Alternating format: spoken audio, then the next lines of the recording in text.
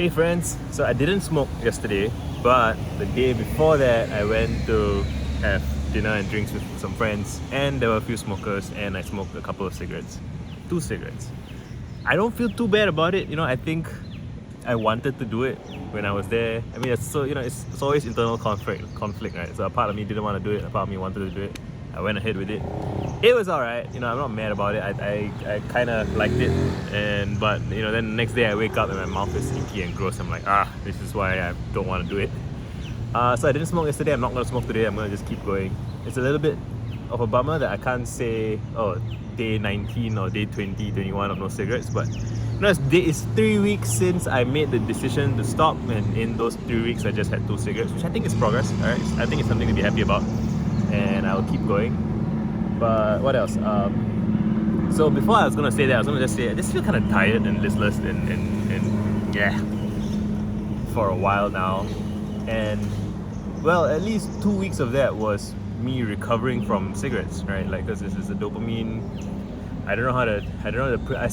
The more I read about the neurology, the more it confuses me. But to casual people, if you say a dopamine crash, I think people get what that means. It's like if you go off caffeine, right? If you drink coffee every day and then you stop, you're gonna feel this bleary unaliveness, lack of stimulants, lack of stimulation, sense of being kind of dry and stiff and that feeling.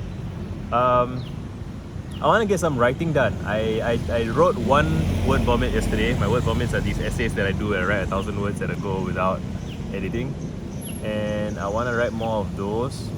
I feel like my head is quite tangled up with competing interests and ideas. There's lots of different things I want to research, lots of different things I want to write, lots of clients I want to do marketing consulting for that I haven't followed up on. I want to clean up my house. There's just so much stuff I want to do, and I am not really doing it. And maybe I'm being a bit too hard on myself, but I do feel like I could be doing more. I haven't had my morning coffee yet, and I feel like after I have that coffee, I'll feel better. Like my head just have a headache, I guess. I'm probably dehydrated a little bit. Gotta drink up. Probably. I exercised a few days ago for my military annual. We have these like you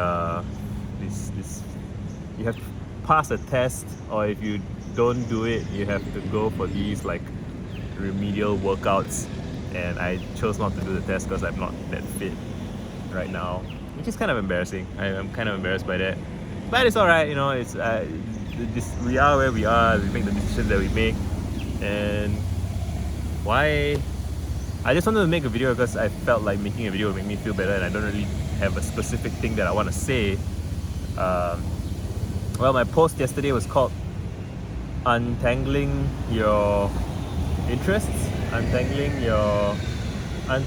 Your Intents.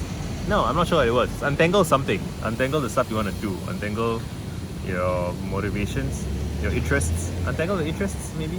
Just there's conflicting interests, and you want to untangle that so that you have a sense of all the things. You can lay it out, you can pick things to do, less internal conflict, right?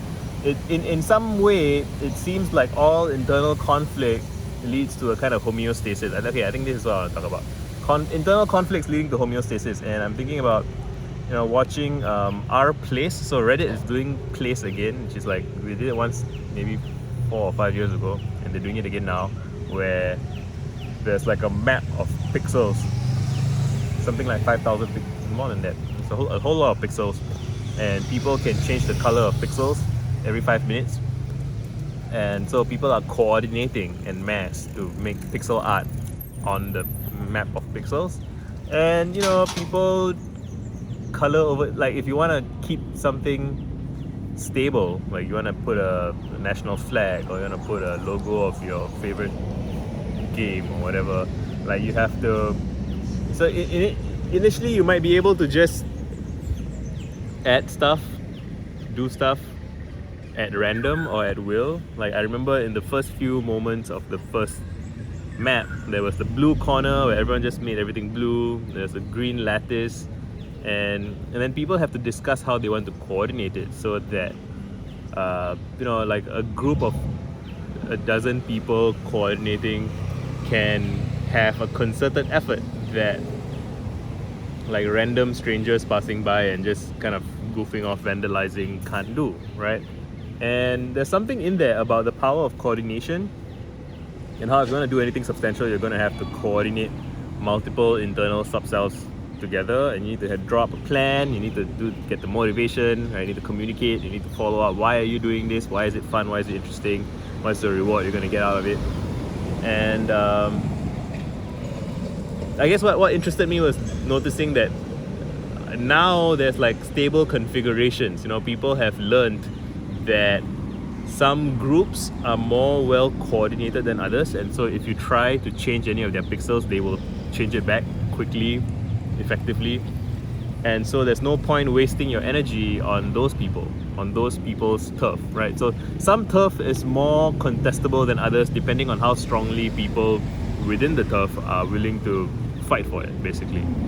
And I'm just relating that to internal conflicts and personal conflicts, and figuring out what you care about, what in your life you want to change, what cannot change, and like how strong is the motivation behind it.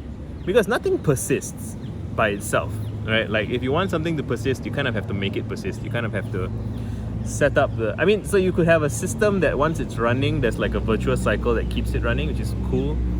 But even that, you can't count on it running by itself forever, because eventually it's going to need maintenance, upkeep, whatever. It's going to need updates. And I'm just thinking about how if you're frustrated. So I'm frustrated in some ways, right? And admitting frustration feels extra annoying after you've like written a book about how to sort your shit out, because shouldn't I sort my shit out? Well, I should. So this is part of my process, right? So articulating these things is part of my process. Then I'm gonna go get coffee, shower, have lunch, get to writing some journal-y stuff, sort some stuff out, talk to my wife, figure out our plans for the next few days. It's all part of the process. And I guess maybe this is just a video for myself in the future to see that even after you ship the book, it's still gonna be annoying. And that's fine. So you're not meta annoyed, I guess. Like the annoyance is level 1 annoyance, and you're wise enough at level 2 to realize that annoyance is okay. And maybe the amount of time it takes to go from level 1 to level 2 is something that you can maybe reduce, but you shouldn't be too anxious about trying to reduce, because if you're anxious about it, it gets worse. Right? Life is funny that way. Hope you guys are well. Done.